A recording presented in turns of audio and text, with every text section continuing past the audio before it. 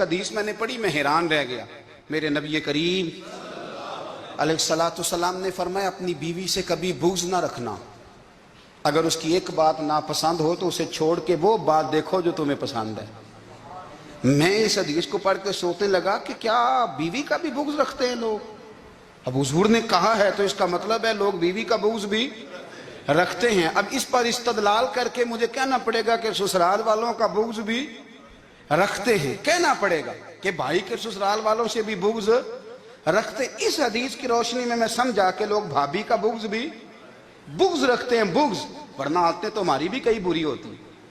اگر عادات ایک وجہ بنے اختلاف کی تو عادتیں تو ہماری بھی کئی بری ہیں، لیکن ہم اپنی بری عادتوں سمیت اپنے آپ سے پیار کرتے ہیں، اور سامنے والے کی ایک بھی عادت بری ہو تو اس سے بغض رکھتے ہیں۔ بغض نہ پیدا کریں۔ میرے نبی پاک علیہ السلام نے فرمایا کچھ چیزیں تمہارے دین کو مونڈ ڈالیں گی، تباہ کر دیں گی، کاٹ دیں گی۔ حضور کون سی؟ فرمایا حسد، تکبر اور بغض، یہ تمہارے دین کو تباہ کر دیں۔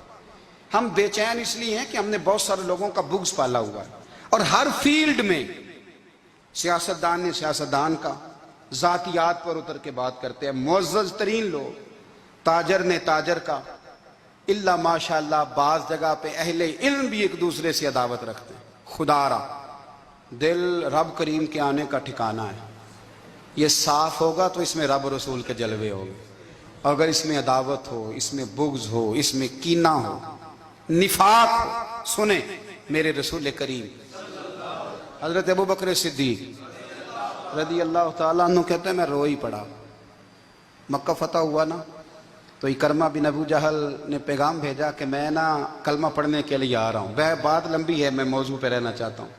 کہتے ہیں جب وہ آنے لگا نا تو نبی پاک نے ہم سب کو بلایا، ہم حاضر خدمت ہوئے تو حضور فرمانے لگے کہ اس کے باپ نے نا بڑا ظلم کیا ہے ہمارے ساتھ، ابو جہل نے بڑا ستایا ہے، بڑی تکلیف دی ہے۔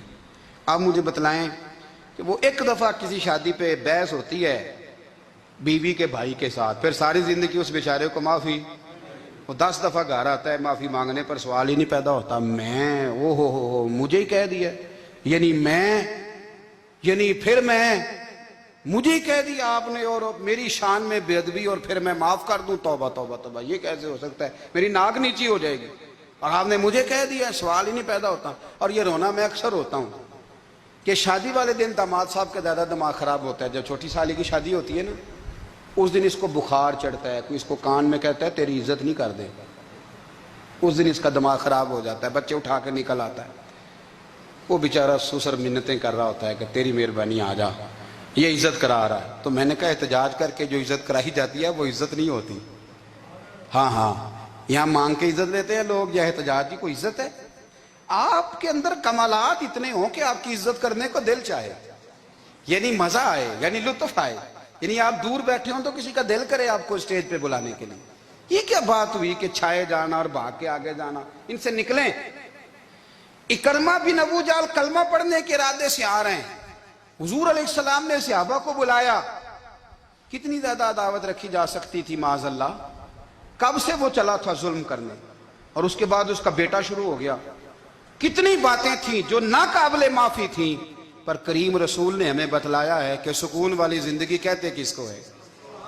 جب سب لوگ جمع ہو گئے تو حضور نے فرمایا بھئی وہ کلمہ پڑھنے آ رہا ہے، اس کے باپ نے ظلم بڑے کیے ہیں، پر میری نصیحت یہ ہے کہ اس کے سامنے اس کے باپ کو برا نہ کہے، خبردار کوئی اس کے سامنے کوئی بات نہ کرے۔ اب وہ کلمہ پڑھنے آ رہا ہے، مطیع ہو کے آ رہا ہے، بان کے آ رہا ہے۔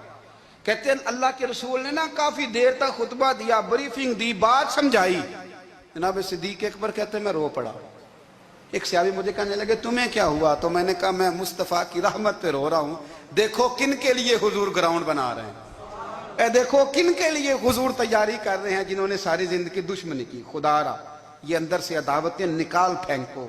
او بھائی اتنا تو لمبا ٹائم ہی کوئی نہیں، اتنا تو وقت ہی کوئی نہیں، اس کو صاف رکھو۔ بندہ کوئی کر بھی گیا تو کوئی حرج نہیں، چنگی مندی سجنا کولوں 100 واری ہو جاندی، یار یاراں دا گلہ نہیں کر دے۔